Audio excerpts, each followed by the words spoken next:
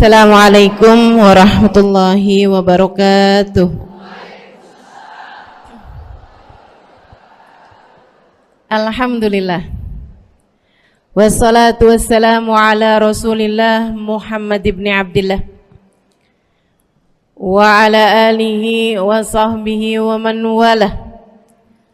Subhanaka la ilma lana illa ma 'allamtana innaka antal alimul hakim. Rabbi shrah li sadri wa yassir li amri wahlul 'uqdatan min lisani yafqahu qawli. Amma ba'du. Bismillahirrahmanirrahim. Panjang bener tuh ekornya fulanah. Maksudnya bajunya ada delnya, ada ekornya gitu, ada apa ya namanya? Iya, nah itu kepanjangan banget gitu. Dia bilang Ma'atwal del fulana, panjang bener ekornya si fulana. Faqala alaihi salatu wassalam, Nabi kemudian mengatakan banyak al-fidi. Kata Nabi Muhammad, lepehin. Fa akhrajat min famiha qit'at laham, dia pun mengeluarkan dari mulutnya sepotong daging. Fasarat biadil kalimatil wahidah al-garibah akilah min lahmiha.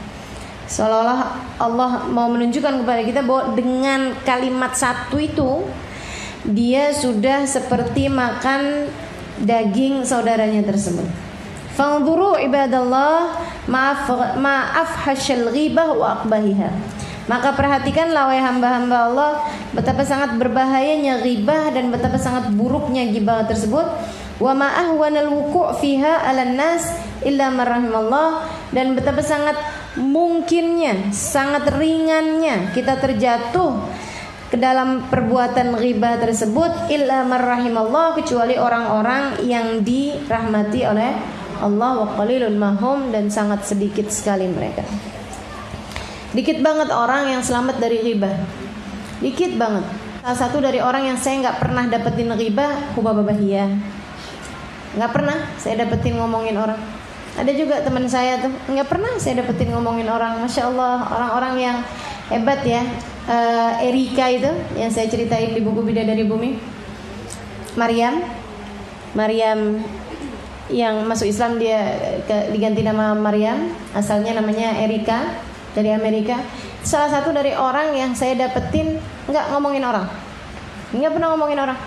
Jadi yang diomongin ya ada banyak hal kan sebenarnya selain daripada ngomongin orang. Nah ini teman-teman sekalian, orang yang ngomongin orang aja nggak tega, apalagi berbuat yang lebih besar daripada itu. Biasanya orang kalau bisa menghindari ghibah, dia akan bisa menghindari apapun yang lebih besar daripada itu.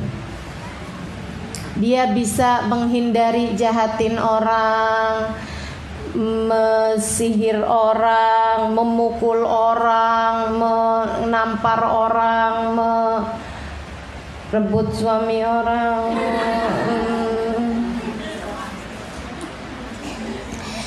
Pokoknya kalau udah bisa menghindari ghibah, itu akan terhindar dari banyak sekali keburukan-keburukan yang lain-lainnya. Gitu ya. Kenapa? Karena dia udah gak tega. Sekedar nyebut orang di belakangnya aja gak tega. Sekedar jahatin orang, ngomong orang, sesuatu tentang orang yang orangnya gak denger loh. Orangnya gak denger, orangnya gak ngerasain. Kita denger, kita ngerasain apa gak kalau kita lagi diomongin orang? Gak ngerasain. Kita gak ada yang sakit nih, sakit nih. Kenapa? Nih kayaknya lagi diomongin orang nih saya nih. Kayak lagi berasa ditusuk-tusuk nih saya dari belakang. Gak berasa teman-teman saya sekalian. Segitunya aja ada orang-orang yang gak tega buat ngomongin orang gitu ya.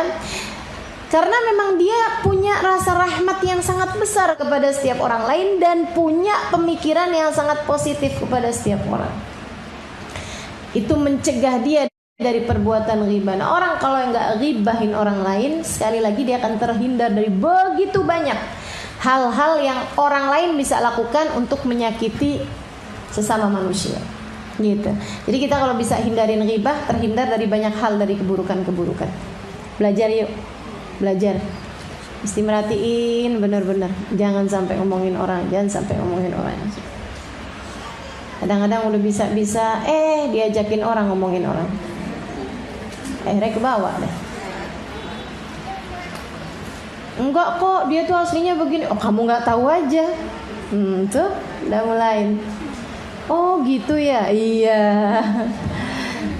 Ya Allah, mudah-mudahan Allah lindungi kita sekalian insyaallah dari berbuat buruk kepada orang lain insyaallah.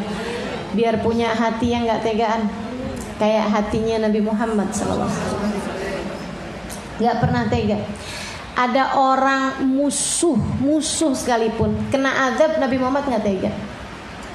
Ada orang kafir nyakiti Nabi bayangin dia masuk neraka aja gak tega.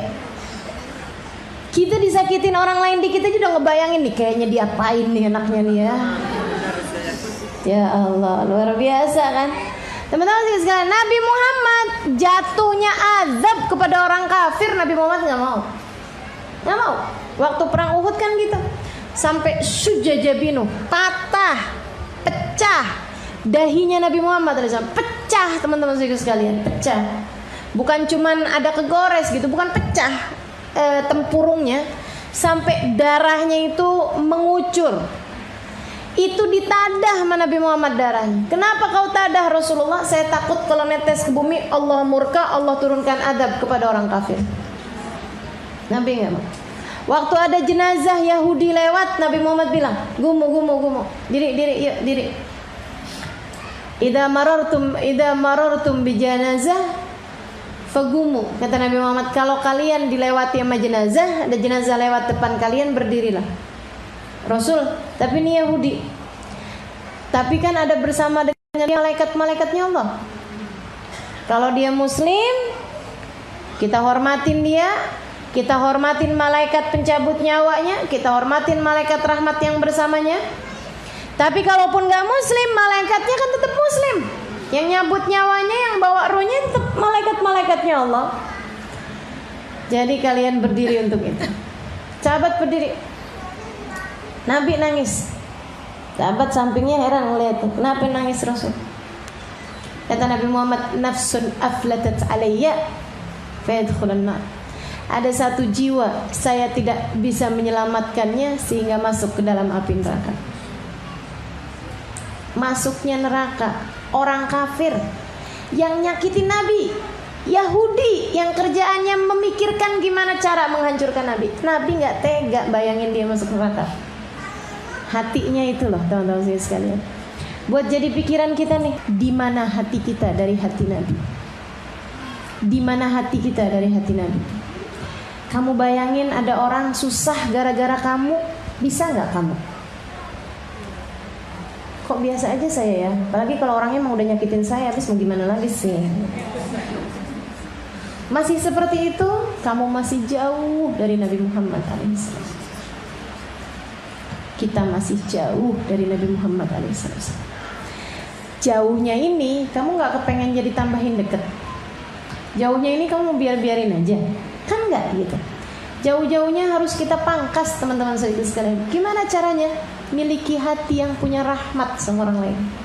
Kalau ada keburukan-keburukan yang masih kita kerjakan sama orang lain, cepet-cepet berhentiin. Masih ada kejahatan kamu buat sama orang lain, cepetan, taubatin. Lagi ada orang yang kamu jahatin selama ini, setiap ketemu kamu plengosin mukanya, ayo buruan. Lagi ada orang yang kamu sakiti hatinya saat ini, cepetan, minta maaf, buruan. Lagi ada sesiapapun yang kamu punya niatan buruk kepadanya selama ini, buruan. Ada kebaikan apapun kamu niatin sekarang waktunya teman-teman sekalian. Dibantuin nanti sama Nabi Muhammad. Nggak bisa bangun tahajud. Nah mulai nih masih waktu tersisa nih. Bantuin nanti, tangan Nabi narik. Pengen bisa istiqomah, sholawatan, agak susah kemarin. Coba usahain sekarang. Nanti itu cepet banget. Tangan Nabi narik kita. Apa aja pengen jadi istri yang solehah nih, biasanya suka berat, ada aja nih mulut susah bener, ngomel mulu sama suami. Bulan ini nanti tangan Nabi narik. Kalau Allah lihat kesungguh-sungguhan dalam hati kamu untuk memperbaiki diri, memperbaiki keadaan, untuk muhawilal ahwal, Allah subhanahu wa ta'ala yang pembolak-pembalik keadaan. Allah tuh kalau melihat Nabi Muhammad, nabinya udah gak tega sama kita, Allahnya juga bakal nggak tega. Ayo deh teman-teman sekalian, periksa rasa, periksa hati. Jangan tega sama orang lain. Jangan tega sama orang lain. Jadi sekalian, Nabi Muhammad azizun alaihi ma anittum. Berat baginya musibah yang menimpa kalian. Musibah menimpa kita, Nabi Muhammad berat. Padahal Nabi Muhammad gak ikut-ikut jadi penyebabnya. Masa kamu malah mengusahakan musibah terjadi sama orang lain? Gara-gara kamu, jauh benar perasaannya. Nabi musibah terjadi sama orang lain, Nabi yang gak tega. Padahal Nabi gak jadi penyebabnya. Masa kita umat yang ngaku cinta sama Nabi malah berusaha untuk memberikan musibah kepada orang lain gara-gara kita? Kalau suami kita punya istri yang gak soleh, akan musibah buat dia. Kita musibahnya dia. Kalau kita gak didik anak-anak kita dengan benar, marah-marah mulu kerjaannya, ngomel-ngomel mulu kerjaannya, kita jadi musibah buat anak kita, teman-teman saya sekalian. Ada hati yang terluka gara-gara kita. Kamu pikir kalau kamu ngomel-ngomel anaknya gak sakit hati apa? Iya benar. Saudaraku sekalian, tetangga kamu jahatin, kamu jadi musibah buat dia. Musibahnya dia itu, jika dia muslim, Nabi berat karenanya. Berarti kamu telah jadi orang yang membuat beratnya Nabi Muhammad alaihissalam. Kita ngaku cinta, ternyata di hadapan Nabi kita dianggap sebagai musuh. Karena memberatkan hati orang lain, menyedihkan hati orang lain. Innalillahi wa inna ilaihi raji'un. Jangan jadi musibah. Nawar dagangan sampai melit, bener orang nyampe sakit hati gitu. Dia lepas juga dagangannya habis, kalau enggak udah ini deh nantinya malah rusak, basi, busuk, ini itu segala macam. Sedih hatinya. Dia ngadu pada Allah. Nabinya sedih loh karena musibah dia, dan kita penyebabnya. Dan kita ngaku cinta sama Nabi Muhammad. Nah kan jauh banget. Jauh banget gitu. Orang mengadukan kita kepada Nabi Muhammad alaihissalam. Jangan sampai jadi orang yang kita diadukan sama orang lain kepada Nabi. Ya Rasulullah, saya udah gak tahan dijahatin mulut sama kakak ipar saya. Ya Rasulullah, saya gak tahan dijahatin mulut sama orang itu. Ya Rasulullah, saya didukunin sama dia tuh Rasul. Ya ampun Rasulullah, saya. Kita diaduin sama orang lain kepada Nabi Muhammad SAW. Jadi benar, jangan sampai kayak begitu. Mudah-mudahan Allah karuniakan kepada kita nih kebaikan-kebaikan hati yang bikin kita gak jadi orang yang diadukan kepada Nabi atas keburukan-keburukan kita. Maka apapun yang masih sedang dikerjakan dari segala keburukan-keburukan, berhentilah teman-teman sekalian. Apapun aja yang masih dari keburukan-keburukan yang masih kita kerjakan, mudah-mudahan kita niatkan berhenti dan minta sama Allah tangan Nabi Muhammad narik kita semua insyaallah dari segala keburukan-keburukan. Amin ya rabbal alamin. Ngutangin riba, dikira nggak diaduin sama Nabi?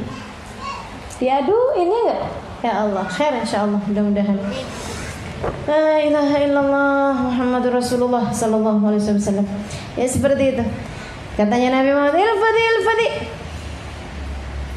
pada seseorang, ih gila panjang bener ekornya. Pakai baju ada kelebihannya gitu. Bajunya orang Arab kan memang dail tuh namanya tuh ekor tuh. Panjang bener ya ekornya. Nabi bilang, lepehin. Dia lepehin. Ternyata keluar. Nauzubillah daging. Kayak habis makan dagingnya si orang tersebut. Ini pelajaran Allah Subhanahu wa taala kasih, teman-teman sekalian, Allah Subhanahu wa taala kasih kepada umat Nabi Muhammad dari kalangan para sahabat-sahabat yang memang menerima langsung ilmu dari Nabi Muhammad alaihissalam. Ada banyak di masa hidupnya Nabi itu perkara-perkara yang harusnya maknawi Allah zahirkan. Gini nih, masalah bahwa orang kalau habis ngomongin orang seperti makan bangkai daging saudaranya sendiri, itu kan maknawi.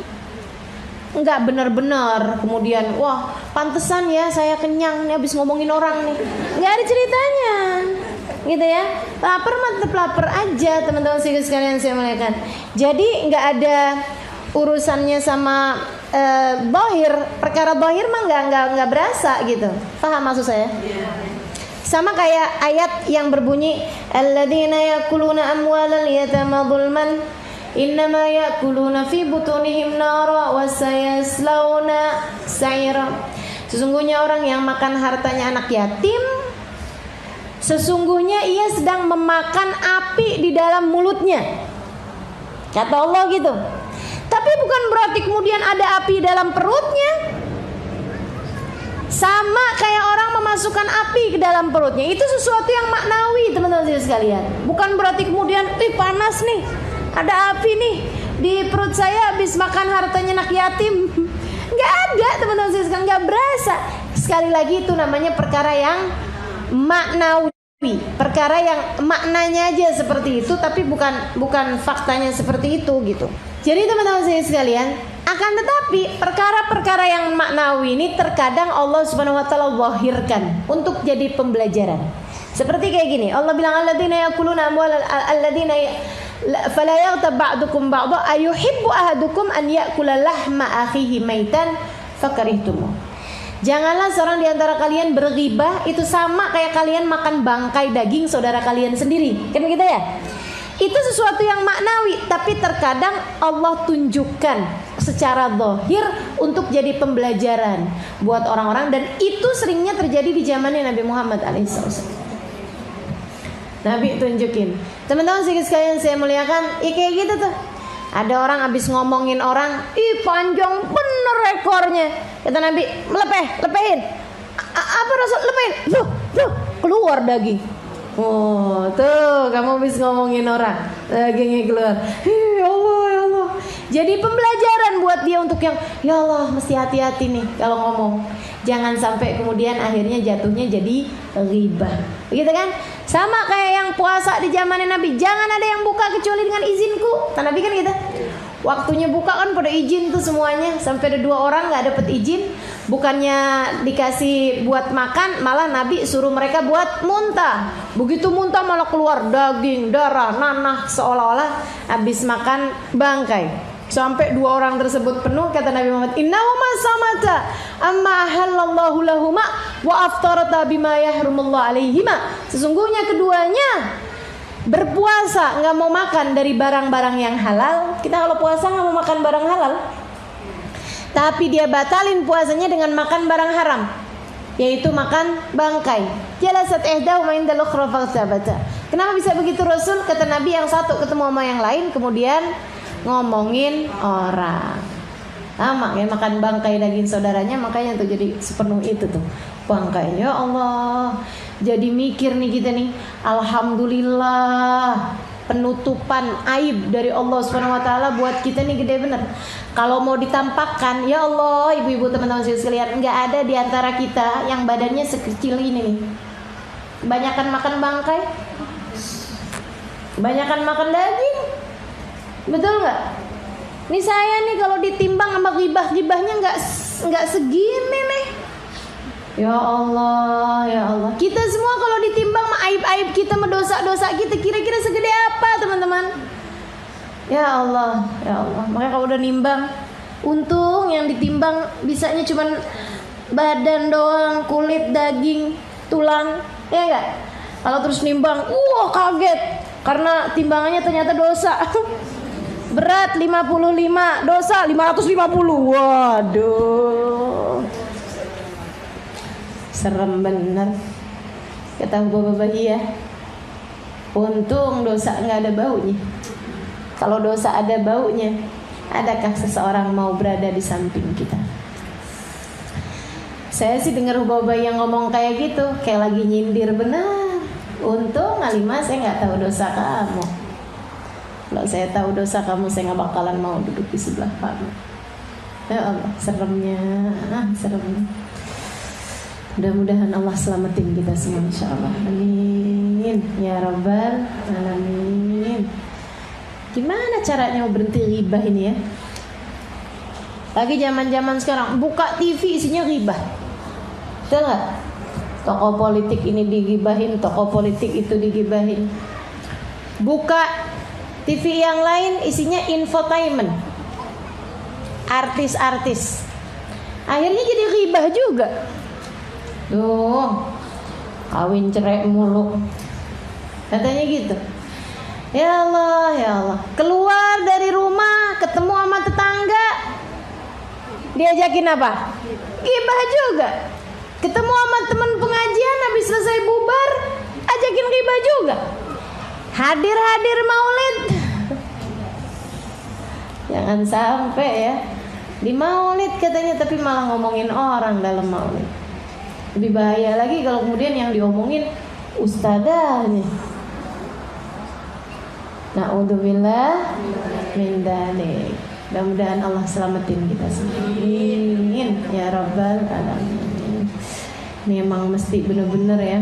Makanya Sayyidina Abu Bakar taruh batu dong, kayaknya perlu juga nih. Gimana caranya nih? Apa saya taruh batu juga aja nih? Biar kita bisa benar-benar ngerapiin kita punya lisan, teman-teman sekalian. Seenggaknya kalau pas lagi pengen marah gitu ya, yang lagi kesel-kesel nih, kayaknya perlu nih ngambil batu taruhin mulut. Atau seenggaknya nggak batu, biji tasbih deh, masukin mulut. Kalau ngomong bisa ketelun biji tasbihnya. Ya Allah, ya Allah. Pokoknya udah ampunan dari Allah itu yang paling penting buat kita. Penjagaan, minta sama Allah. Allahumma ighfir lana fima madha wahfadna fima baqi birahmatika ya arhamar rahimin. Ya Allah bitaufik hatta nafik, kata Habib Umar bin Hafid. Ya Allah kasih kepada kami taufik, kemudahan mengerjakan kebaikan, hatta nafik, biar pada sadar semuanya nih. Kita nih biar pada sadar semuanya, biar pada insaf semua. Amin ya rabbal alamin. Amin ya rabbal alamin. Betapa sangat buruknya ghibah dan betapa sangat dekatnya kita darinya. Betapa sangat busuknya ghibah dan betapa sangat mudahnya kita melakukannya. Betapa sangat buruknya ghibah. Assalamualaikum warahmatullahi wabarakatuh. Alhamdulillah, wassalatu wassalamu ala Rasulillah Muhammad ibn Abdillah wa ala alihi wa sahbihi wa man wala. Subhanaka la ilma lana illa ma 'allamtana innaka antal alimul hakim. Rabbi shrah li sadri wa yassir li amri wahlul 'uqdatan min lisani yafqahu qawli. Amma ba'du. Betapa kematian sesuatu yang pasti. Allah Subhanahu wa taala berfirman dalam Al-Qur'an. Kata Allah, fa'bud rabbaka hatta ya'tiyakal yaqin. Fa'bud rabbaka hatta ya'tiyakal yaqin. Sembahlah Allah Subhanahu wa taala Tuhanmu. Kamu sembah Allah Subhanahu wa taala hatta ya'tiyakal yaqin. Sampai kapan kita nih diminta buat nyembah Allah? Sampai kapan kita diminta buat ibadah? Kata Allah, hatta ya'tiyakal yaqin, sampai datang sesuatu yang pasti. Apa yang pasti? Ayil maut. Yang dimaksudkan dengan suatu yang pasti itu adalah mati. Karenanya siapapun kamu di atas muka bumi ini harus belajar berusaha buat jadi hamba Allah Subhanahu wa taala yang taat. Mudah-mudahan Allah mudahkan. Amin ya rabbal alamin. Jadi orang hidup gak ada yang pasti, teman-teman. Gak ada yang pasti buat orang yang hidup. Ada yang mulai dari kecil sakit terus, ada. Gak ada yang pasti hidup itu. Yang pasti ketika seseorang hidup hanya satu, namanya mati.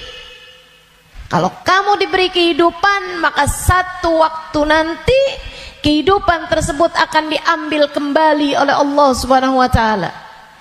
Sebab memang hidup di dunia, begitu kamu diberi kehidupannya, udah pasti kamu akan berjumpa dengan kematian. Enggak ada yang pasti dalam hidup selain mati.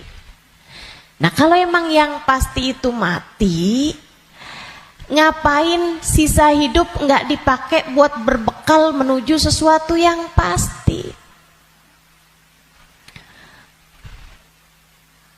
Ngapain bekalannya untuk sesuatu yang nggak pasti? Misalnya nih, kamu umur tamat SMA, umur 15.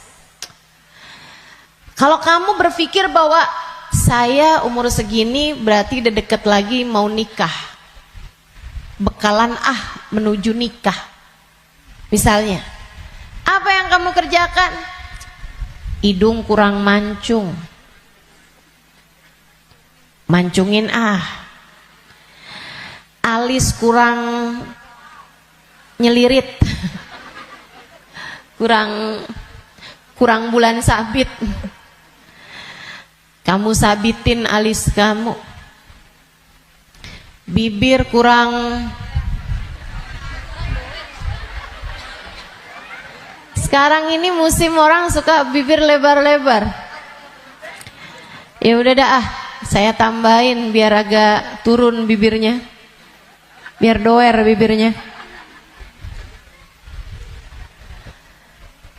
Kalau kamu berpikir bahwa kamu akan menuju kepada kematian, kalau kamu berpikir kamu akan menuju kepada pernikahan, kamu kemudian berbekal menuju ke arah sana. Tapi kan sebenarnya nikahnya emang udah pasti? Belum pasti nikahnya. Betul? Orang hidup nggak pasti nikah, teman-teman. Berarti kalau kayak gitu gimana nih caranya nih? Gimana cara kita menjadikan hidup kita bermakna? Takutnya udah siap-siap, tahu-tahu nggak dapet, iya kan? Kan sia-sia.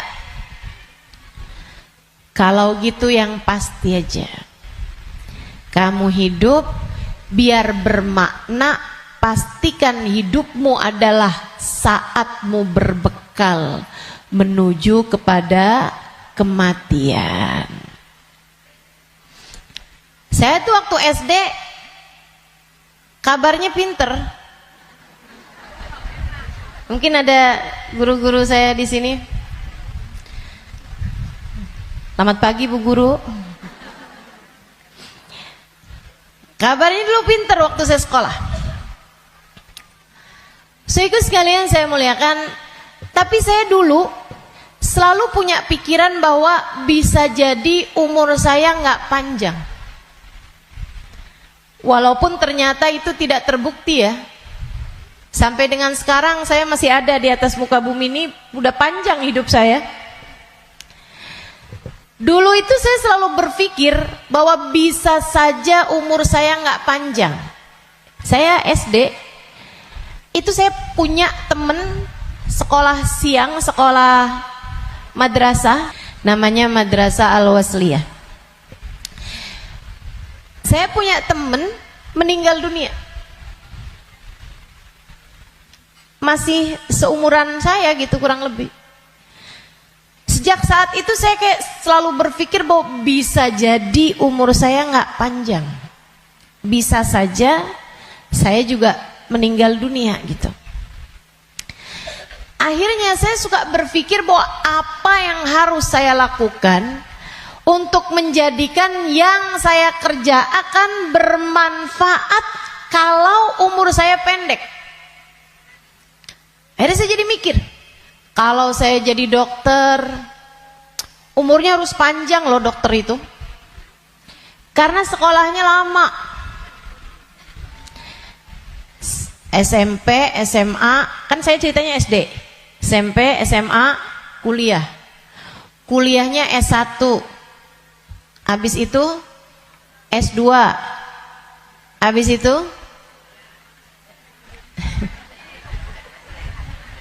ST katanya.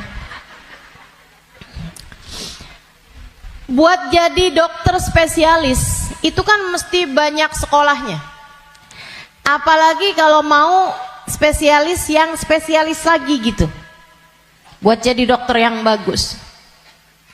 Artinya sekolahnya tuh panjang. Baru bisa jadi dokter yang hebat, dokter yang mumpuni di atas usia 30-an tahun, bahkan mungkin 40-an tahun. Habisnya itu dia praktek mengamalkan ilmunya. Berapa lama? Sampai ketika datang ajal menjemputnya. Manfaatnya ilmunya itu berapa lama? Untuk bisa dipraktekkan bermanfaat buat umat manusia gitu. Sampai dengan berapa lama? Sebentar aja berarti. Kita aja kalau udah dirawat sama dokter yang terlalu tua rada was-was. Betul nggak? Dokternya mau nulis resep, ambil kacamata dulu gitu kan. Terus nulisnya agak tangannya gemeteran. Takut kita. Ini kalau misalnya dia ngelihatnya salah-salah gitu kan. Atau dia mau nyuntik tangannya udah gemeteran. Waduh, udah kayaknya rada gimana gitu. Tapi kita sama dokter muda juga kita ragu-ragu. Betul gak? Coba tuh. Betapa ternyata mau jadi dokter aja itu umurnya cuman dari sekitar 40 sampai ke 50 atau 60 tahun dah gitu. Cuman segitu doang. Sisanya udah enggak tuh. Udah enggak maksimal. Saudaraku sekalian saya muliakan, saya jadi mikir gitu. Wah, kalau gitu enggak usah jadi dokter deh, takutnya umur-umur 30-an tahun saya meninggal, saya enggak bekalan apa-apa nih. Apa ilmu, apa hal yang bisa membuat saya bisa nggak nyesel kalau saya mati muda? Itu yang saya pikirkan lagi zaman saya SD. Hingga akhirnya saya memutuskan untuk saya akan belajar di pondok pesantren. Biar saya kenal sama agama Allah. Biar saya ngerti caranya jadi hamba Allah. Biar saya kenal sama baginda pemimpin agama saya, baginda Nabi besar Muhammad.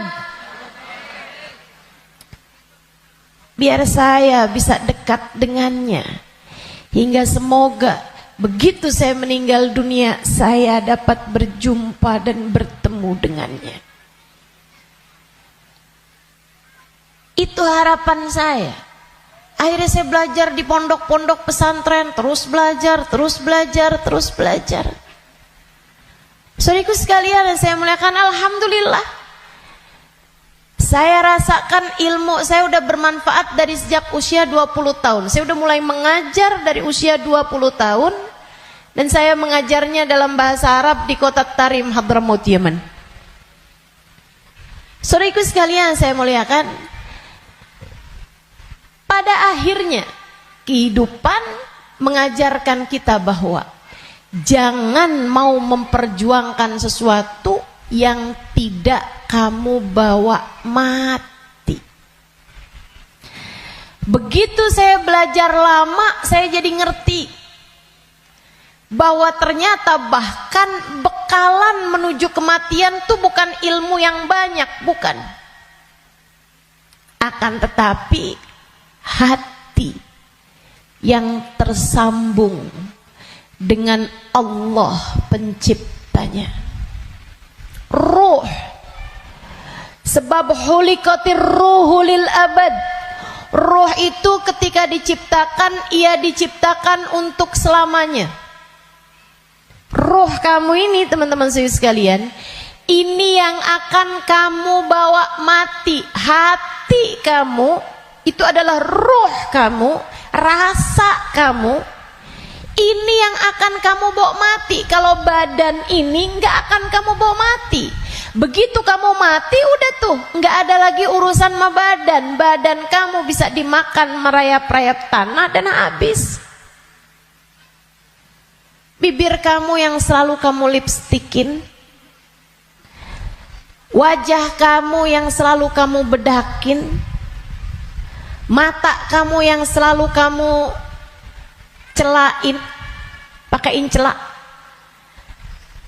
Kuku-kuku kamu yang selalu kamu potong setiap kali ia memanjang. Badan kamu yang selalu kamu rawat, kamu kasih makan, kamu bersihkan.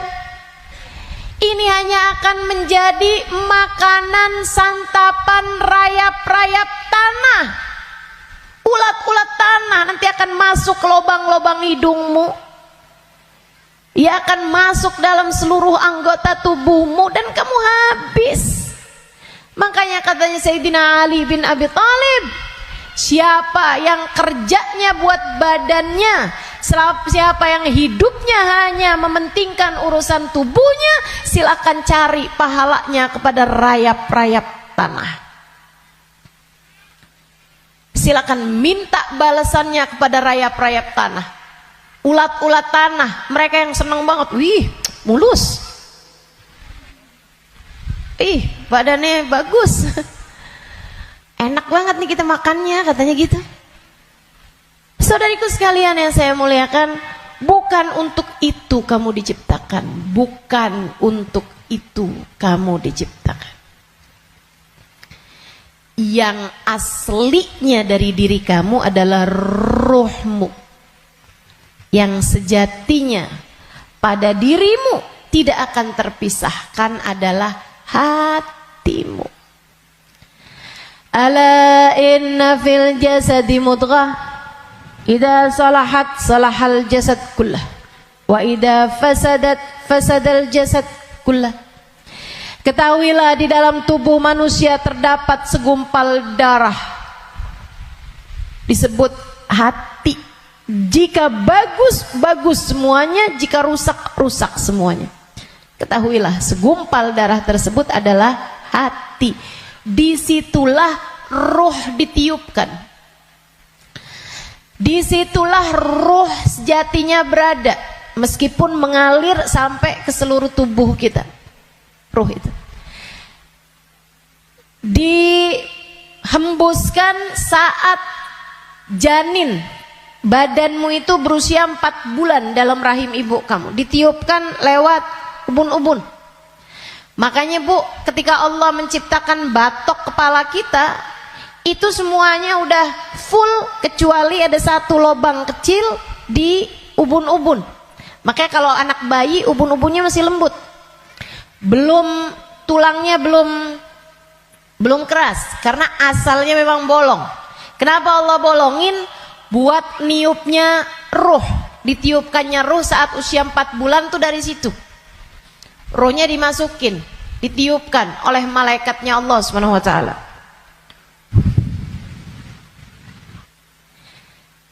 Pusatnya ditaruh di jantung atau di hati, dia pusatnya tuh ditaruh di hati, menyebar ruh tersebut sampai ke ujung-ujung jari. Itu ruh. Kalau datang kematian, dicabut lagi dari ubun-ubun. Malaikat pencabut nyawa sama halnya dengan malaikat peniup ruh, itu memulai pekerjaannya dari ubun-ubun. Nyabut nyawanya juga dari sini. Dicabut dari atas kan, yang duluan hilang yang kaki. Makanya orang kalau mati tuh kakinya duluan yang dingin. Yang lain masih hangat tapi kaki udah dingin, itu berarti sudah memulai proses pencabutan nyawa. Sama kayak ada prosesnya bayi ketika keluar, makanya ada istilah pembukaan 1, bukaan 2, bukaan 3 tuh. Sama halnya juga dengan peniupan ruh. Ruh juga begitu. Ketika ditiupkan dan ketika dicabut itu juga seperti itu. Ada masa-masa berhentinya, namanya sakarat. Namanya sekarat. Ala inna lil mauti sakarat, kata Nabi Muhammad SAW. Ketahuilah, kematian ada sekaratnya. Kematian ada hentakan-hentakannya, enggak sekaligus. Kematian ada tahapan-tahapannya.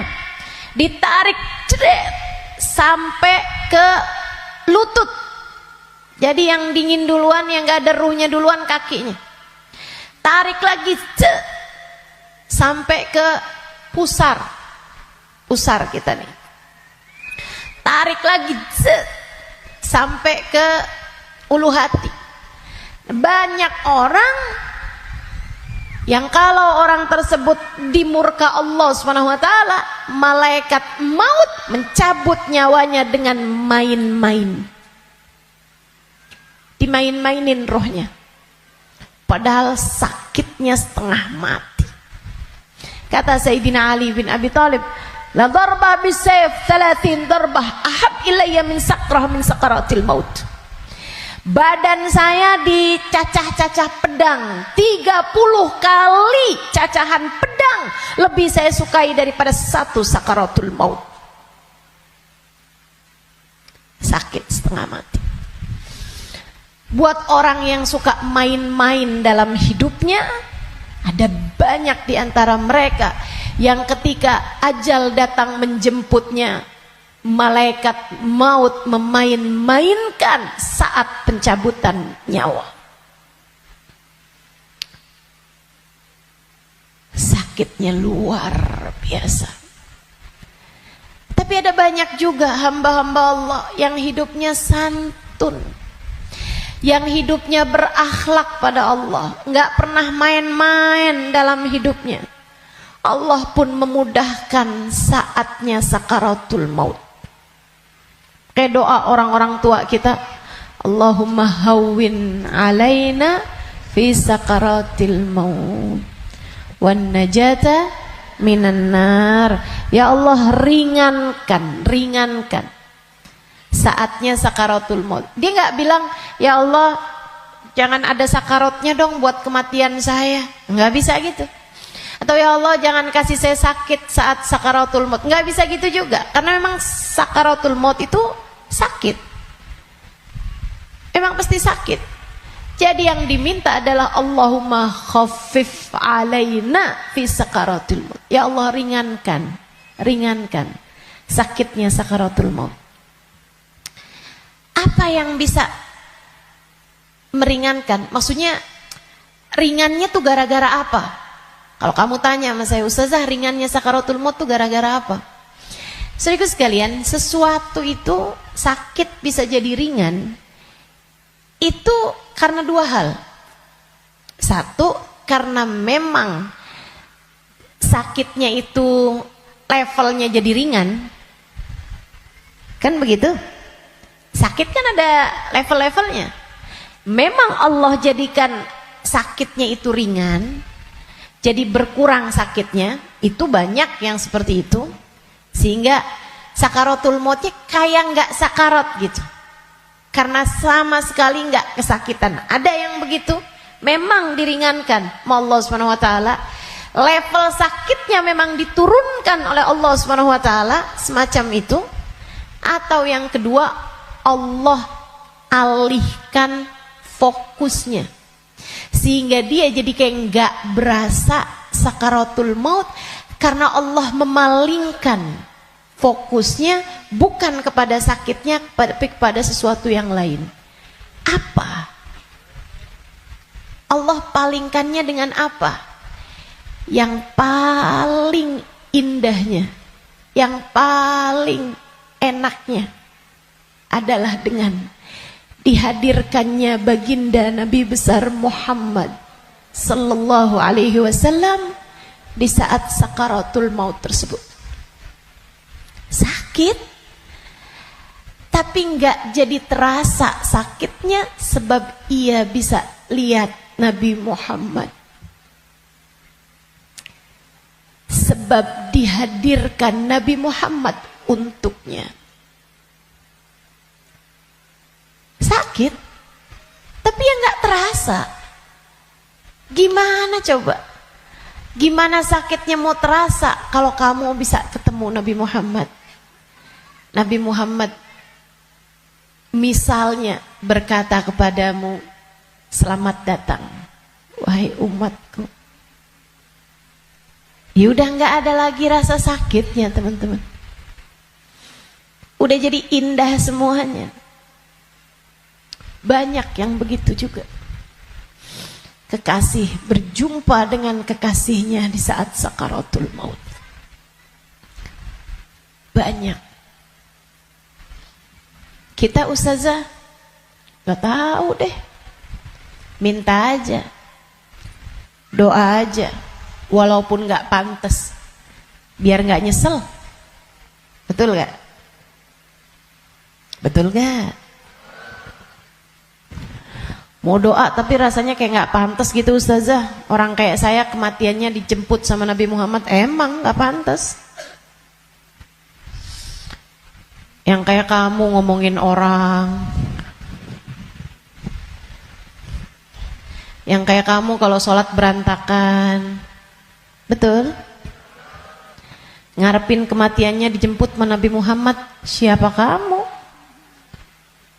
Betul gak? Sama. Saya juga berpikir hal yang sama denganmu.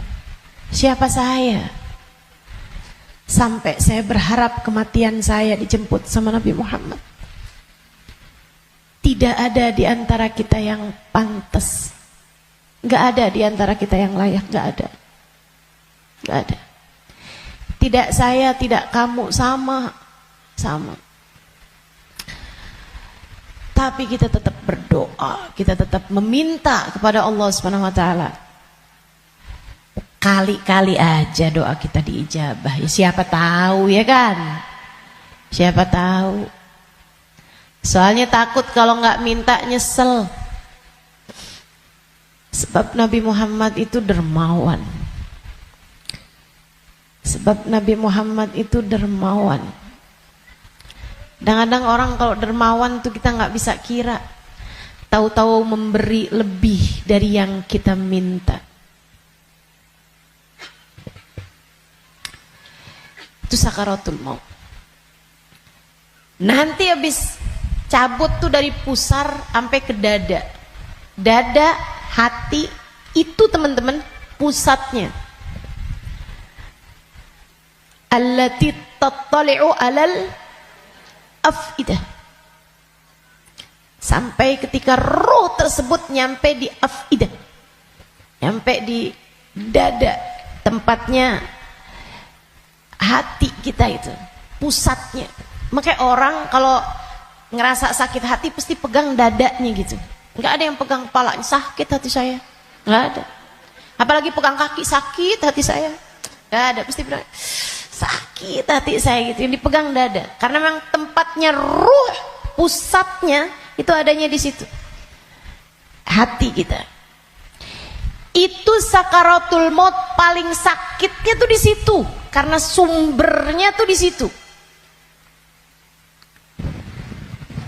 Baru kemudian dicabut lagi sampai ke ghargharah. Sampai ke leher. Kau udah nyampe di ghargharah, hakikat kamu akan ditampakkan. Saat itulah kamu dibukakan langit, bisa lihat tempat balik kamu tuh surga atau neraka. Dan itu bisa terjadi tahun depan. Dan itu bisa terjadi bulan depan. Untukmu atau untukku. Itu bisa jadi di waktu yang masih sisa panjang. Bisa jadi juga sudah tinggal sedikit lagi waktumu untuk merasakan apa yang disebut dengan sakaratul maut ini. Semuanya pasti ngalamin. Semuanya nggak ada yang bisa lari. Saat ghargharah, saat nyawa udah sampai di tenggorokan, dibukakan pintu demi pintu, kata Nabi Muhammad.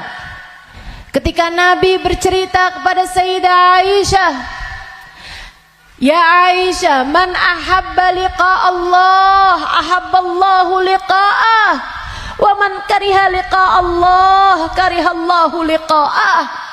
Wahai Aisyah, siapa yang senang saat perjumpaannya dengan Allah, Allah pun senang berjumpa dengan dia. Siapa yang benci berjumpa dengan Allah, Allah pun benci berjumpa dengan dia. Ya Rasulullah, walakinnana nakrahul maut. Bukannya semuanya takut memati Rasul. Takut kan gak seneng. Bukankah kita semuanya takut mati Rasul? Kalau takut mati kan artinya kita gak seneng. Kalau kita gak seneng, Allah gak seneng juga dong ketemu kita. Gak gitu Aisyah. Tapi nanti saat ghargharah, saat nyawa sudah di tenggorokan, Allah akan bukakan langit-langit dan Allah akan perlihatkan tempat kembali bagi roh seseorang. Rohnya itu baliknya kemana?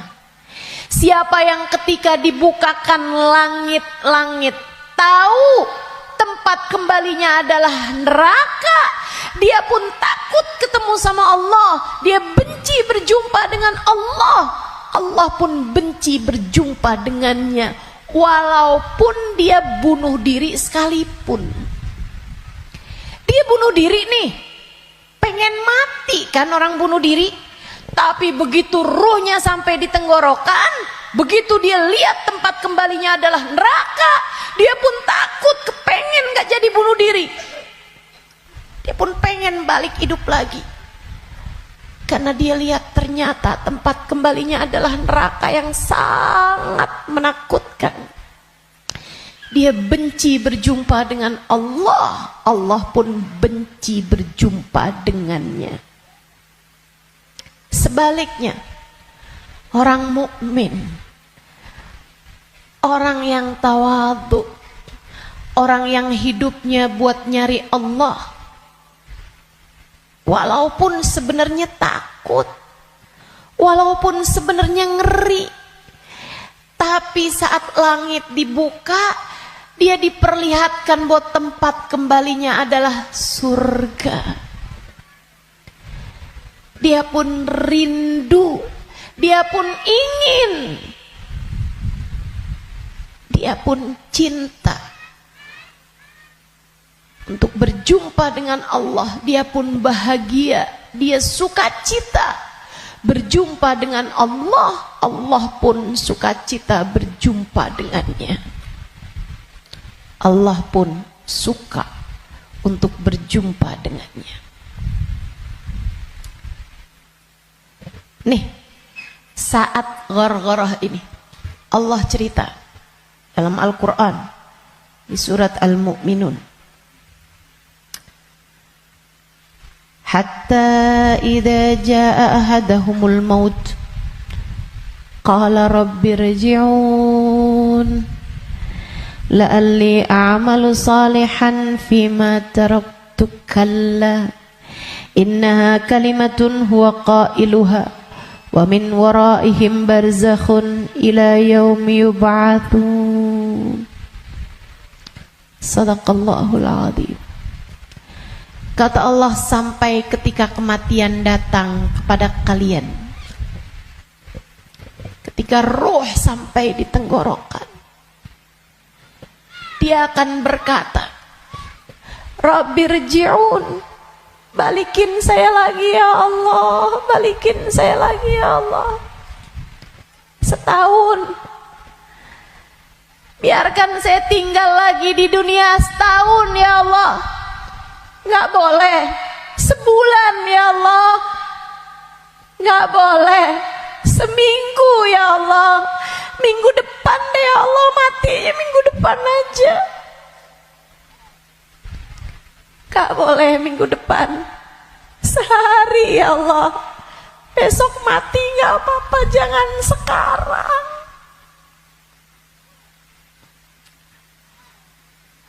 Nggak boleh sejam ya Allah, sejam lagi matinya ya Allah, balikin lagi ya Allah. Rabbirji'un la'alli a'malu salihan fima taraktu. Saya akan segera bagi-bagi harta saya buat sedekah. Saya akan segera sholawatan kepada Nabi Muhammad. saya bakal segera baca Al-Quran, saya bakal segera sholat, saya mau minta maaf sama orang-orang.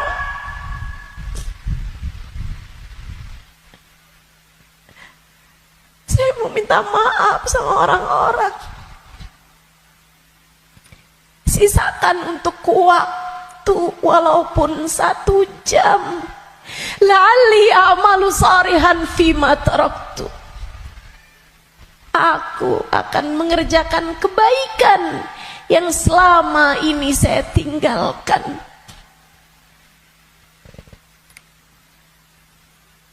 Apa jawab Allah?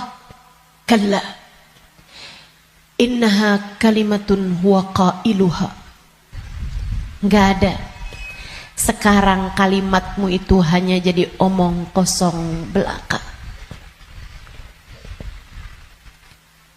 Enggak ada ceritanya kamu dikabulkan. Waktunya sudah habis.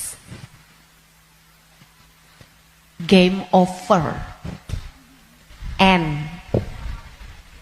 Udah habis. Kamu nggak punya nyawa cadangan. Kamu nggak punya hidup simpanan. Kamu tidak sedang dalam masa percobaan. Begitu kamu masuk usia balik, semua sudah mulai tercatat untukmu. Tak ada lagi waktu untuk kembali. Innaha kalimatun huwa qailuha. Itu hanya sekedar kalimat disampaikan begitu aja. Kamu minta balik, enggak ada ceritanya. Wa min waraihim barzakhun ila yaumi yub'atsun. Sekarang waktunya kamu hidup di alam barzakh sampai hari kiamat datang. Dah tuh. Gak bisa balik lagi. Makanya serem sama kematian, teman-teman, karena dekat. Aqrab ghaib yuntadhar, kata Nabi Muhammad. Perkara gaib yang paling dekat sama kita kematian. Si ini meninggal, si itu meninggal, si itu meninggal, si itu meninggal. Semua meninggal. Maka sebagaimana kamu melihat satu hari ada jenazah diangkut, satu waktu jenazah kamu yang diangkut. Sebagaimana kamu lihat ada nama seseorang, kamu dengar nama seseorang diumumkan di masjid, satu waktu namamu yang akan diumumkan di masjid. Kamu lihat satu hari ada nama seseorang muncul dengan ucapan berbelasungkawa, turut berduka cita, yang ada di Instastory orang-orang, satu waktu nama kamu yang akan ditulis di situ. Sebagaimana ada broadcast di grup-grup WhatsApp yang menuliskan nama-nama orang dengan ucapan meninggal dunia, satu waktu akan ada namamu yang ada di situ. Inna lillahi wa inna ilaihi rojiun. Turut berduka cita atas meninggalnya Halimah binti Utsman al-Idrus. Akan ada waktunya. Semua akan ada waktunya. Semua akan ada gilirannya. Pasti tanpa terkecuali. Kamu akan datang giliranmu. Pasti tanpa terkecuali. Kamu bakal mati, Bu. Kamu akan mati, Dek. Kamu bakal mati, Nak. Pasti. Masalahnya tinggal, akankah Allah berkenan menerimamu? Saya tuh dulu suka liatin tulisan kalau ada orang meninggal dunia, semoga rohnya diterima di sisi Allah. Saya suka mikir gitu, ya masa ditolak, ya diterima lah. Fakta membuktikan Kita nggak pernah lihat ada orang habis meninggal dunia terus balik lagi. Lah, bukannya kamu seminggu yang lalu meninggal? Oh, nggak diterima. Pernah? Nggak pernah. Ya saya suka pikir gitu. Ya diterima lah. Masa mau ditolak? Orang meninggal mau meninggal gitu. Tapi sesudah saya belajar, tuh waktu saya kecil mikirnya begitu. Sesudah saya belajar di pondok pesantren, belajar terus. Saya jadi paham betapa berartinya ucapan itu. Sebab kamu, saya, ketika meninggal dunia akan menjadi salah satu dari dua kelompok orang. Ada yang ruhnya diterima di sisi Allah dengan penuh keridhaan. Ada yang ruhnya diusir dari rahmatnya Allah, sebab Allah murka kepadanya.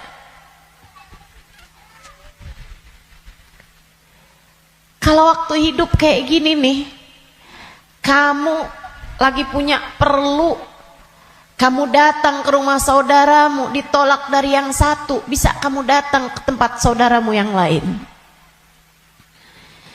Anak kamu harus masuk rumah sakit, harus segera dioperasi, misalnya gitu. Harus ada DP yang harus kamu bayar, atau ada keperluan apapun misalnya. Kamu bisa datang ke tempat saudaramu, dia nggak bukain pintu, kamu bisa datang ke tempat yang lain. Dia nggak ngasih, kamu bisa datang ke tempat yang lain. Kamu misalnya mau bikin kopi, gulanya nggak ada, misalnya gitu. Kamu bisa datang ke tempat saudara kamu, sebelah kamu, tetangga kamu. Nggak dikasih, nggak dibukain pintu, atau dia bilang nggak ada misalnya. Bisa lagi ke tempat saudaranya, tempat sebelahnya. Orang hidup ini andai ditolak dari yang satu, kita masih punya pilihan tempat yang lain. Seapa-apanya masih ada pilihan tempat yang lain. Tapi kalau kamu meninggal dunia, kamu hanya akan menjadi wa inna ilaihi raji'un, hanya akan kembali kepada Allah Subhanahu wa ta'ala. Kalau pintu rahmatnya Allah tertutup darimu, kalau kamu diusir dari kasih sayang Allah Subhanahu wa ta'ala, Allah tidak berkenan menerimamu, kemana kiranya kamu akan pergi? Terusir dari pintu rahmatnya Allah, kamu mau kemana? Bu, Kak, Dek, Nak, saya sampaikan ini dengan sungguh-sungguh. Jangan pernah mau main-main dalam hidupmu. Jangan main-main sama hidup. Sebab selama kamu hidup, kematian masih akan membayangi.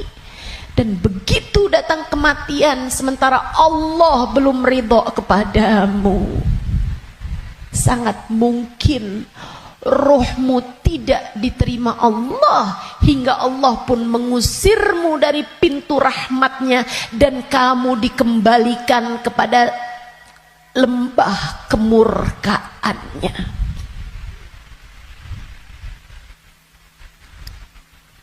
Dimurka Allah Subhanahu wa ta'ala. Dimurka Allah Subhanahu wa ta'ala. Enggak enak. Kita tuh dibenci sama suami kita aja rasanya enggak enak. Kita dibenci sama saudara kita aja setengah mati, enggak enak rasanya. Bukan begitu? Bayangkan kalau kamu datang ke rumah Allah, kamu datang kepada Allah, sementara Allah mengusirmu dan tidak ridho kepadamu serta benci kepadamu, dan kamu gak bisa balik lagi ke atas muka bumi ini, kayak apa rasanya? Dalam keabadian kamu dimurka, dalam keabadian kamu dibenci, dalam keabadian kamu tersiksa.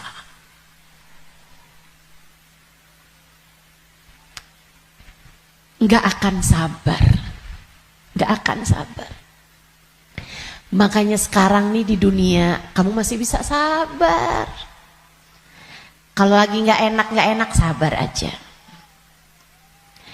Malam-malam ngantuk mau tahajud, yang sabar. Bangun tahajud, yang sabar. Biar nanti kamu nggak ketemu waktu di mana kamu tidak akan sabar menghadapinya. Kamu nggak akan kuat ngadepinnya. Sekarang kamu kuat. Buat puasa kamu kuat. Buat baca Quran kamu kuat. Buat hadir majelis taklim kamu kuat. Buat baca maulid kamu kuat. Buat berbuat baik pada orang tua kamu kuat. Buat berbuat baik sama suami kamu kuat. Buat doain anak-anak kamu kuat. Buat ngurusin rumah kamu kuat. Buat ngerjain kebaikan-kebaikan kamu kuat. Maka kerjakan apa yang kamu kuat untuk menghindarkan diri dari sesuatu yang kamu nggak bakal kuat. Bertahanlah terus. Bertahanlah untuk tetap menjadi solehah. Yang sabar jadi solehah. Tetaplah jadi hamba Allah yang solehah. Gak kuat nih saya, enggak, kamu kuat. Kamu kuat. Saya gak kuat lagi Ustazah ngadepin suami kayak begitu. Kuat, kamu kuat. Saya gak kuat lagi Ustazah ngadepin orang tua saya nih Ustazah. Kuat, kamu kuat. Gak kuat lagi saya ngadepin anak-anak saya Ustazah. Kamu kuat, kamu kuat. Kamu kuat. Saya gak kuat puasa, kuat, kuat. Saya gak kuat tahajud, kuat. Kuat. Saya gak kuat baca zikir habis duhur, habis subuh ke isyraq, kuat, kuat.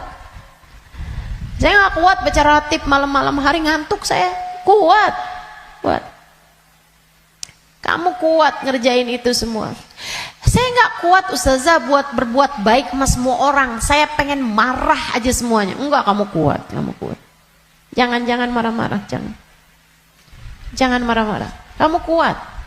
Teman-teman saya sekalian.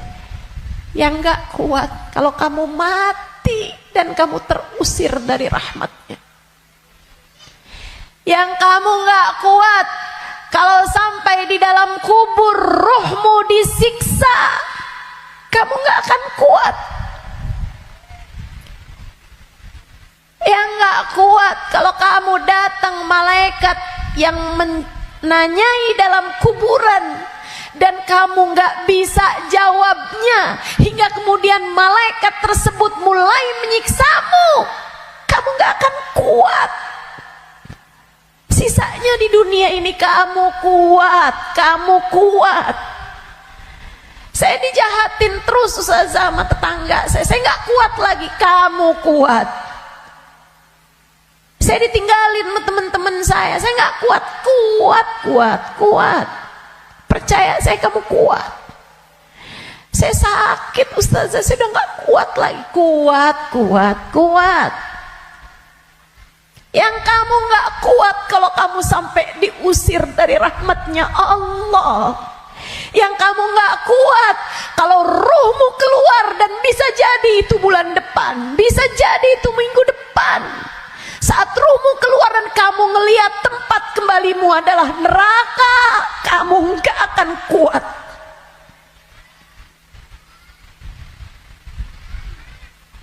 Gak akan kuat. Saat kamu berkata, Rabbirji'un la'alli a'malu salihan fima taraktu. Ya Allah, balikin saya ke dunia ya Allah. Balikin saya, kasih saya hidup lagi ya Allah. Itu yang kamu gak akan kuat. Sekarang di dunia semuanya kamu kuat menjalaninnya. Kuat. Kamu mampu.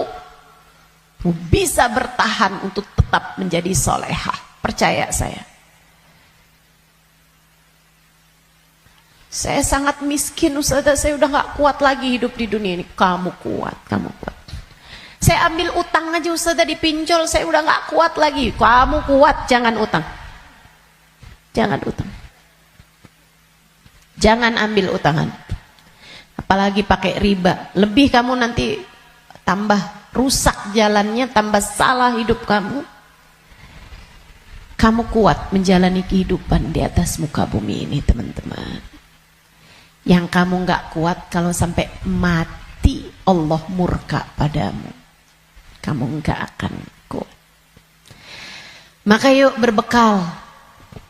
Dengan apa berbekalnya? Satu, hidup yang benar. Tetaplah istiqomah. Sholat jangan ditinggal. Ibadah jangan ditinggal. Apa yang kamu bisa kerjain, kerjain. Sedekah biar kata sedikit jangan ditinggal. Saya orang miskin Ustazah, saya nggak bisa sedekah banyak-banyak. Tapi kamu masak, banyakin kuahnya kata Nabi. Bagiin tetangga, kasihin tetangga kamu pas kamu lagi masak. Saya nggak bisa sedekah Ustazah. Tapi kamu masak nasi, masak, pakai sambal, iya. Apa? Tempe goreng, banyakin, sisain dikit buat tetangga kamu, kasih buat orang yang susah, juga yang ada di sekitarmu.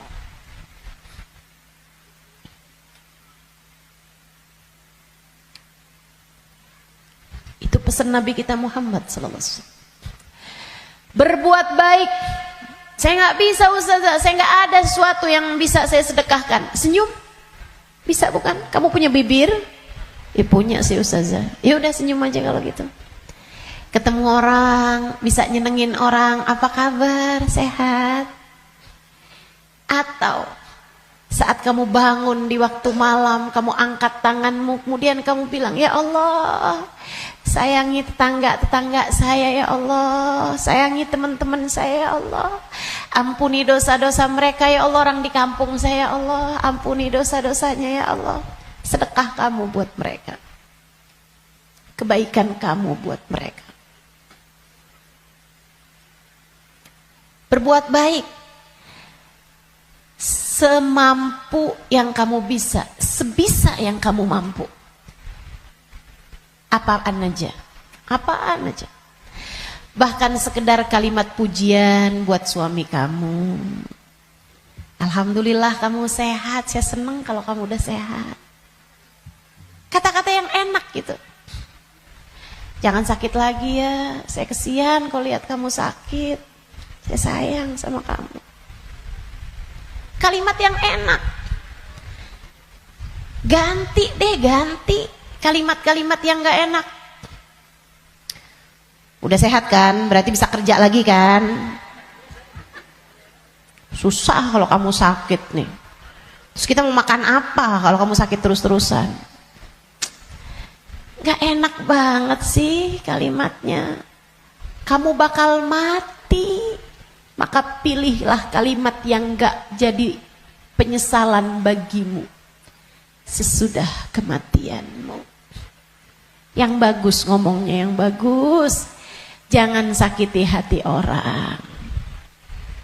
Iya Kak, Bu, Dek.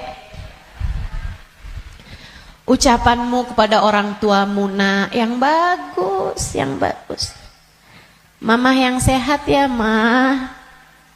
Mama yang sehat.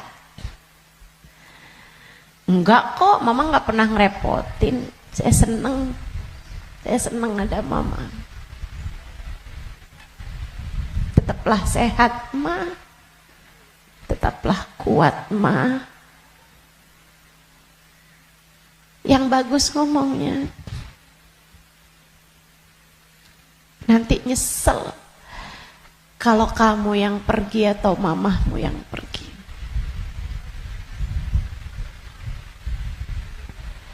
Kepada abahmu, ayahmu, gitu juga. Ngomong yang bagus-bagus aja.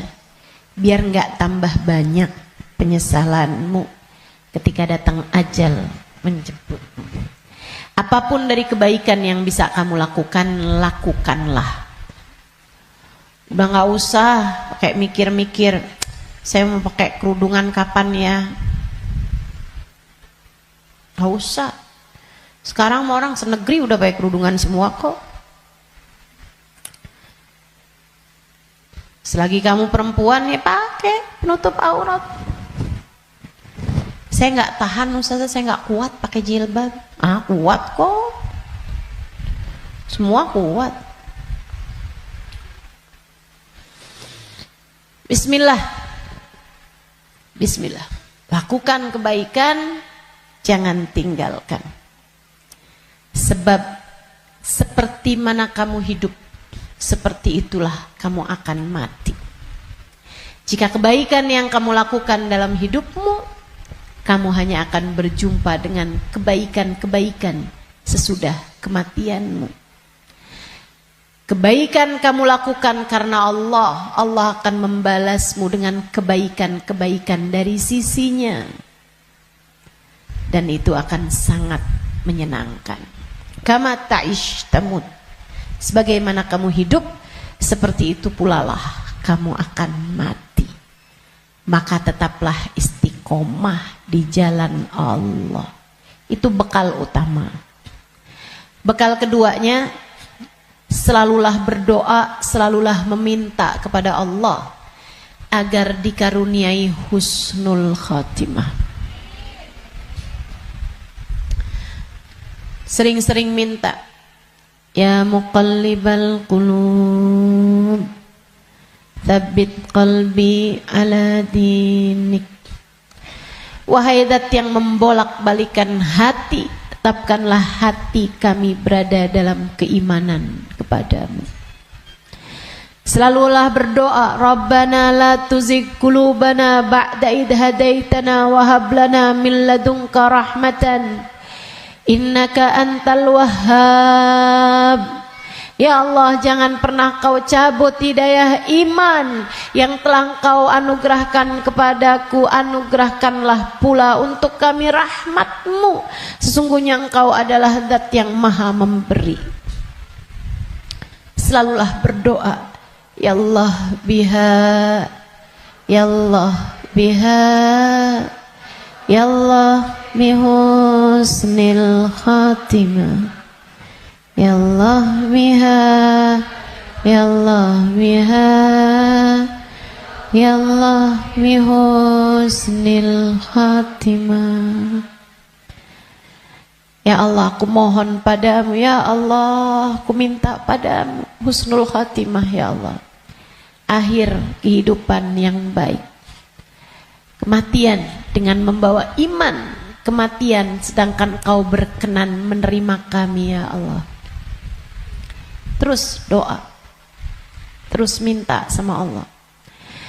Sebab la yarudul qada illa doa. Tidak ada yang dapat menolak takdir buruk selain doa. Doa terus, doa terus, doa terus. Kalau ada waktunya doa tuh, kayak lagi majelis, kemudian silakan berdoa, silakan sampaikan hajatmu. Habis sholat, jangan dulu langsung bangun, sebelum kamu berzikir kemudian berdoa, kan begitu. Nah kalau doa jangan minta dunia mulu teman-teman. Kalau semua doa mau minta dunia, habis dunianya selesai kamu bawa apa? Kamu punya apa? Minta juga. Urusan akhirat malah justru jauh lebih penting daripada meminta urusan dunia yang akan kamu tinggalkan begitu kamu mati. Jangan kalau doa yang diminta duit lagi, duit lagi. Jangan kalau doa yang diminta jodoh lagi, jodoh lagi. Atau biar hati suami nggak berpaling, itu aja yang kamu minta. Biar suami nggak poligami, ustazah, itu terus doa saya ustazah. Bukan hanya itu yang kamu perlukan teman-teman. Doa urusan dunia tuh kalau bisa sekedarnya aja. Karena hidup di dunia ini qalil, sedikit, katanya Imamul Haddad, tabalagh bil qalili minal qalili. Bekelan dunia ini sedikit aja lah, karena dunianya itu emang sedikit. Dikit lagi juga mati. Kalau doa itu yang kiranya kamu gak nyesel begitu kamu masuk ke dalam alam kubur. Doanya minta apa? Minta husnul khotimah. Doa minta Allah ridha, minta biar Allah selamatkan, minta biar Allah bahagiakan kalau kamu ada di dalam kuburan, minta biar Allah bahagiakan ketika nanti kamu di padang mahsyar. Jadi begitu ajal datang menjemputmu, kamu masih punya simpenan dari doa-doa yang belum diijabah Allah Subhanahu wa taala, yang belum kamu rasakan ijabahnya. Begitu kamu mati, kamu udah punya simpenan doa buat mahsyar. Begitu kamu mati, kamu udah punya simpenan doa buat kubur. Begitu kamu mati, kamu udah punya simpenan doa buat kiamat. Begitu kamu mati, saat di padang mahsyar dibangkitkan, kamu udah punya simpenan doanya. Tinggal tunggu ijabahnya. Nah kalau doanya belum pernah kamu doain, gimana mau ngarepin ijabahnya? Nah kamu gak pernah minta. Ya Allah, kubur saya ya Allah, saya sekarang maunya kubur saya biar seneng ya Allah. Ternyata kok nggak seneng. Kata Allah, nah kamu nggak pernah minta. Di dunia yang sering mintanya, biar nanti kamu dapat ijabahnya. Di dunia yang sering minta, ya Allah, jadikan kami ada dalam rombongan Nabi Muhammad. Jadikan kami ada dalam rombongan umat Nabi Muhammad ya Allah. Jangan cuman di majelis maulid aja doanya. Saat tahajud tuh kamu doa, minta ya Allah nanti di akhirat ya Allah jadikan saya ada dalam rombongan Nabi Muhammad. Biar nanti begitu kamu mati, kamu udah punya simpenan doanya, tinggal nunggu ijabahnya. Kata Allah, ud'uni astajib lakum, mintalah, niscaya akan aku beri. Jadi di akhirat kamu tinggal nungguin saat doamu diijabah. Sebab kalau kamu mintanya nanti gitu kan di akhirat, ya itu tadi kata Allah, innaha kalimatun huwa qailuha. Kalimatmu tuh gak ada artinya lagi. Gak ada maknanya lagi. Sebab akhirat bukanlah tempat berbuat. Dunia nih tempatnya berbuat. Akhirat hanyalah tempat untuk dibalas. Kalau saatmu di dunia kamu hanya minta dunia, apa yang kamu persiapkan buat sesudah kematianmu?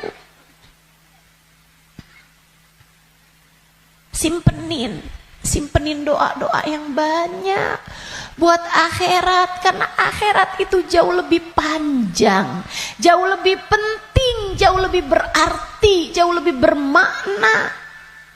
Dunia ini hanya sebentar, teman-teman. Jangan sampai nyesel. Jangan sampai nyesel. Doa tidak pernah hanya sekedar. Itu adalah semua yang kamu perlukan. Kita semua perlu doa. Semua perlu doa. Makanya banyak-banyak doa. Minta sama Allah agar kehidupan kamu sesudah kematian menjadi kehidupan yang menyenangkan. Amin ya Rabbal. Satu tadi istiqomah taat, bekal menuju kematian ya. Yang kedua tadi apa? Doa. Yang ketiga, teman-teman saudariku sekalian, bekal menuju kematian itu ampunan dari Allah Subhanahu wa taala. Itu bisa kamu dapat dengan memohon ampunan, beristighfar dan bertaubat, meninggalkan dosa-dosa. Kamu mau berbekal menuju kematianmu, tinggalin dosa. Tinggalin dosa. Tinggalin dosa. Udah deh, ucapkan selamat tinggal buat dosa-dosa. Adik-adik yang sudah umur 20-an tahun belum datang jodoh, Ustazah saya pacaran ya. Jangan. Kenapa Ustazah? Dosa. Tinggalin dosa. Kamu belum tentu punya waktunya buat taubat. Kamu belum tentu sisa waktumu itu mencukupi untuk kamu bertaubat. Nggak usah deket-deket sama dosa. Ya Ustazah, kalau nggak pacaran kita nggak nikah Ustazah. Siapa bilang? Banyak kok orang-orang nikah nggak pakai pacaran. Dan banyak juga orang pacarannya sama siapa, nikahnya sama siapa. Betul? Betul? Ngapain kamu menghabiskan energi, menghabiskan rasa hanya untuk menjaga jodoh orang? Ngapain? Udah jauh lebih aman kamu gak usah jagain jodoh orang. Kamu jagain hidup kamu sendiri. Sebab yang akan mendapatkan balasannya adalah dirimu sendiri. Dek, Nabi Muhammad tuh seneng sama pemuda-pemuda yang taat. Lebih daripada senengnya Nabi Muhammad sama orang-orang tua yang taat. Jadi kamu gak usah nunggu tua buat taat. Kamu gak usah nunggu tua buat deket sama Nabi Muhammad. Justru di saat kamu masih muda, andai pun kamu nanti sampai tua, justru di saat muda nih kesempatan kamu buat deket sama Nabi Muhammad. Sebab Nabi seneng sama pemuda-pemudi yang hidup dalam menjalani taat kepada Allah Subhanahu wa taala. Dijanjiin barengan sama Nabi Muhammad. Dijanjiin ada dalam naungan di bawah arasnya Allah di saat tidak ada naungan kecuali naungan Allah. Syab nasya fi taatillah, pemuda, pemudi, laki-laki, perempuan, muda yang hidup dalam taat pada Allah Subhanahu wa taala. Kamu umur masih 17 tahun tapi sudah istiqomah tahajud, Nabi cinta padamu. Kamu umur masih 17-18 tahun, akan tetapi kamu istiqomah baca Al-Quran, Nabi cinta padamu. Umur masih belasan tahun, tapi kamu udah punya zikiran yang kamu istiqomahkan baca. Kamu udah punya solawatan yang kamu istiqomahkan baca. Kamu bahkan nyaris hafal kitab-kitab maulid yang berisi sejarah hidupnya Nabi Muhammad. Fix, kamu pantas dicinta sama Nabi Muhammad.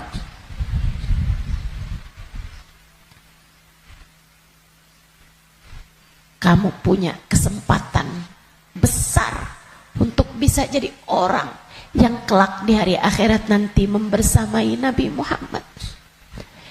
Tinggalin dosa, dek, tinggalin dosa. Gak ada pentingnya. Kamu gak akan seneng nantinya sama dosa itu. Kelihatannya kayak bagus tapi bikin sumpek. Kelihatannya kayak enak tapi bikin hati gelap. Kelihatannya kayak membahagiakan padahal itu hanya akan menyusahkan hidupmu saja. Tinggalin dosa. Semua yang ada di sini, yang tua, yang muda, tinggalin dosa, tinggalin dosa. Itu cara kamu biar bisa berbekal menuju kematian yang indah. Yang terakhir, kamu pengen berbekal menuju seindah-indah kematian adalah dengan mencintai orang-orang soleh. Gaulmu itu loh benerin. Gaulnya mau orang bener, biar kamu bisa bener. Sayangnya mau orang bagus di mata Allah, orang soleh, orang solehah. Sayangnya mau ulama, sayangnya sama guru-guru, gitu kan? Mau ustadz, mau ustadzah, sama kiai, sama bunyai, sama habib, sama habibah, muhbabah. Itu bikin kamu bisa jadi orang-orang yang meninggalnya nanti dalam keadaan-keadaan yang indah. Tentu di akhirat kita semuanya ingin dikumpulkan dengan orang-orang baik. Maka kalau kamu di akhirat nanti dikumpulkan orang baik, caranya adalah bersamalah dengan mereka dari sejak di dunia. Bersamalah dengan mereka dari sejak di dunia. Hadirlah di majelis-majelis ilmu, yang seneng dengerin kajian-kajian dari para ulama, yang seneng melantunkan bersama-sama maulid, solawat, istighfar bareng-bareng, doa bareng-bareng, qiyam bareng-bareng. Kebersamaanmu dengan apapun di dunia akan membuatmu bersama di akhirat nanti dengan orang-orang yang kurang lebih sama. Hadirnya, senangnya di majelis-majelis ilmu, majelis-majelis zikir, majelis maulid kayak begini, sangat pantas nanti dikumpulinnya di akhirat